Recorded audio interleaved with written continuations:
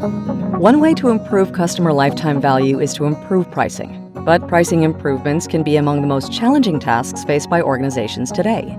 Buyers do not want to reveal the full extent of their expected value, and sellers are anxious to close as many deals as possible, even if it means major price concessions.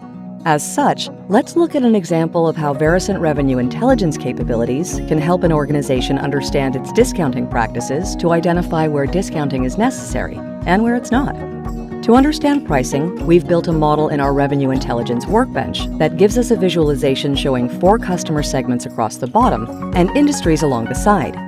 The resulting heat map shows us where prices are closer to targets in the 1,000 seats or less column. We can see that we do well in manufacturing and financial services, but poorly in pharmaceuticals. Moving just one column to the right shows that there's a big drop in pricing when selling between 1 and 5,000 seats to clients in the medical industry. On the far right, we can immediately see that mega deals are occurring in just 3 industries. Additional visualizations show the list prices and expected discount range as yellow bars, and the actual deal pricing ranges as red.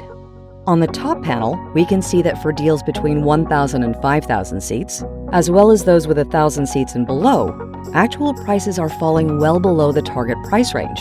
Alternatively, on the bottom panel, we can see that deals with manufacturing and financial services clients are closest to the target pricing, while deals in other industries show considerable pricing issues.